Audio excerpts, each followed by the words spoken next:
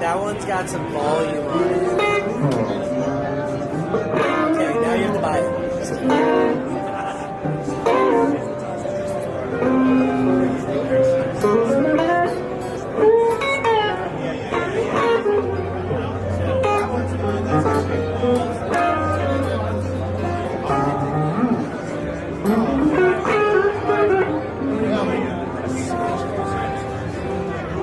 He's one of these magnetic, the magnetic.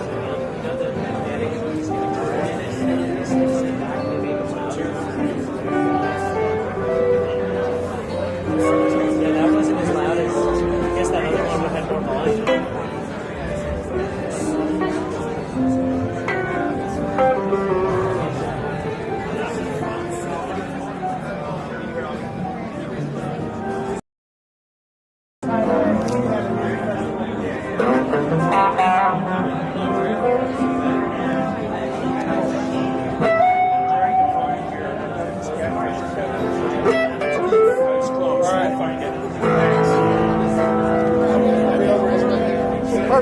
I didn't know how to deal it.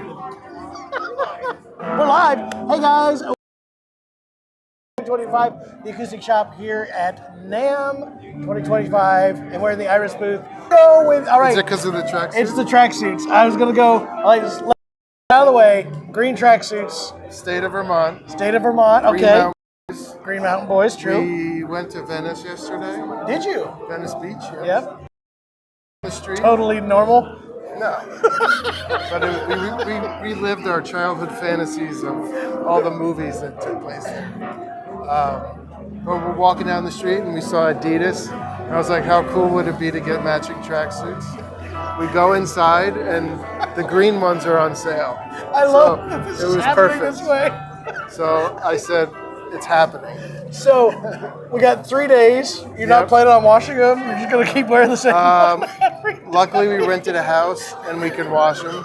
So I you're think not we gonna. might take tomorrow off. Can we get real? You're not going to wash these. I mean, maybe not the jacket, but the pants maybe. They're a little baggy.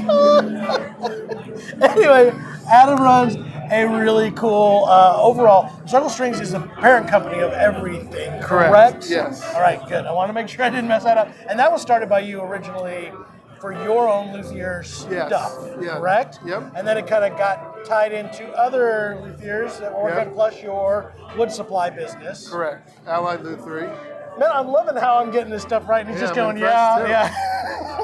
So now you have 3 brands underneath the Circle Strings. Yep, and we're working with Paul Languedoc on an electric style that he designed and developed, but he asked us to build it.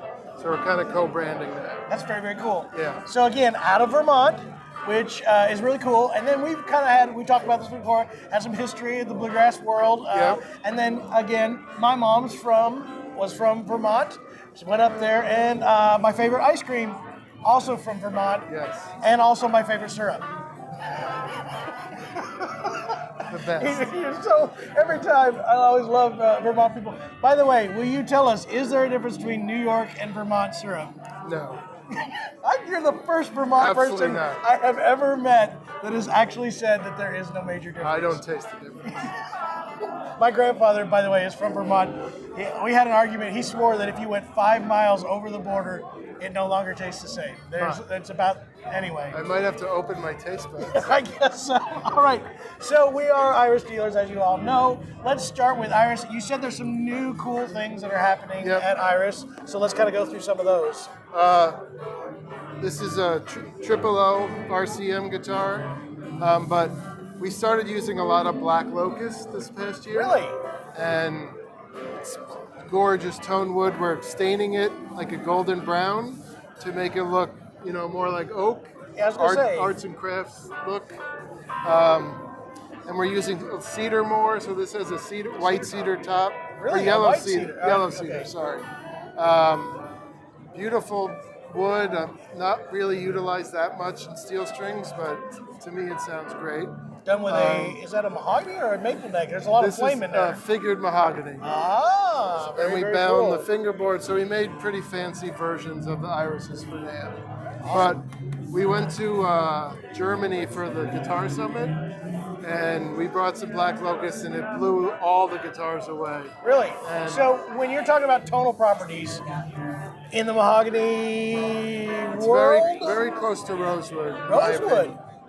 Really, it almost looks like more of a mahogany type of wood. I would have gone, walnutish, but you're saying very rosewoody. Yes. To Wow. my ear, I don't know what your ear tells you. Don't trust my ear. Nobody should ever trust. You should. I know. don't trust Adam- anybody's way they approach describing sound. This one warm, or is this one bright? Yeah. Is Is it this warm? dry? Is this dry? Is this round? Round. What do you think? I love that one. That is a Full? very good one. Round. Yes, of course it's round. Yes. So am I, my friend. Anyway, very, very cool. So Black Locust showing up a expect lot. to see more of those. Very, very cool. We have gotten a lot of requests for koa, so we're using that. Gorgeous sets. Yeah. So we have a bunch of old koa that I acquired, and we made a circle strings guitar for Trey Anastasio from Fish.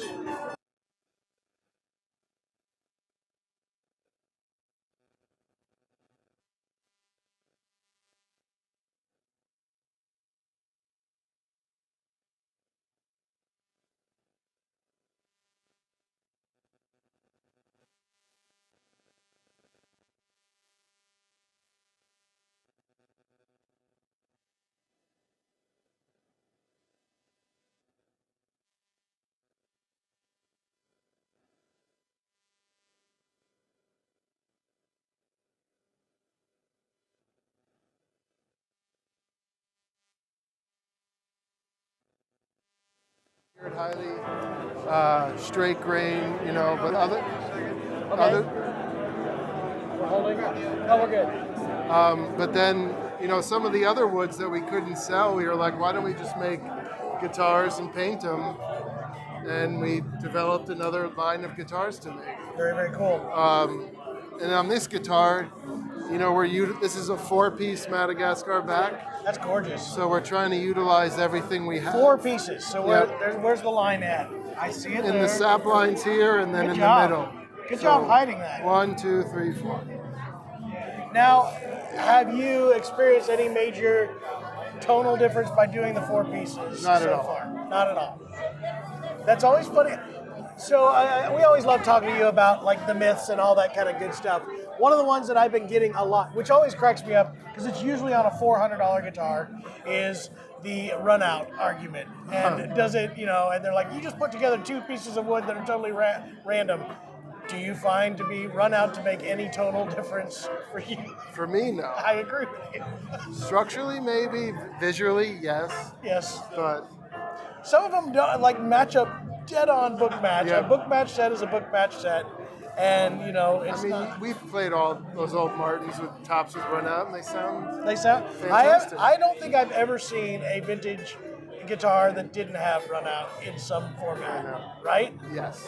Do you agree? All right. And Just after fixing so many, they all have them, and you got to learn how to read it. Exactly right. There you go. Another one of ours. We pulled it out of here. All right. So that's some of the new stuff with ours. Oh, I did see a new art direction this year.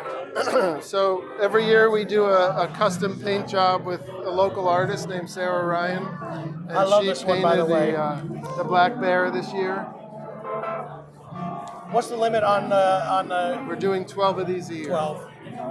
I think I A might few do are this sold. year, We this might year. we might have some spots open, so you should ask Christina. You should let me know, because I Sooner think than I want to later. do this one this year. But it's nice. It's nice.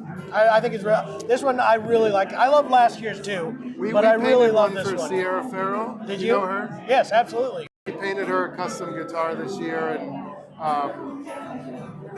We did one for Margot Price a few years ago. Really? So I mean, I love seeing musicians' hands. I think it's really, really cool. I love this particular piece. That's my. All right, so then let's talk a little bit about the Fairbanks line, because that is part of Circle Strings. Yes. I haven't yet carried it. I plan on eventually expanding this line as it grows into this, because these are gorgeous. Yeah. Really cool reproductions of really cool Yeah. old guitars. So Dale was my favorite guitar maker when I was just building alone. We became really good friends. And he came up to Vermont and bought a machine for me. He was in Connecticut. And we just kept close for a few years. And then when I started Iris, I asked him to come up and help me develop that brand. And we'd have our own lines and just make everything together and have one crew making everything. And it worked out. And it's just fun to have different lines and brands of guitars to make, because we never get bored making the same thing. I bet. And like, he does stuff that I would never do, and I do stuff that he would never do, so it's a good relationship. I love that this has the retro J200 style guard. That's my stuff. Like the obscure deals, everybody goes, "That's not a J200 guard." And I'm like, "Yeah, it is. Yeah, and that's the this real bridge, deal." it didn't have this bridge. But, I mean, one of the good things with having Allied Luthery is I can pick and choose the best woods and say, you know, Dale, this would make an amazing J200 style guitar. So this was a set of bird's eye maple, European bird's eye maple, which is pretty hard to find. I bet.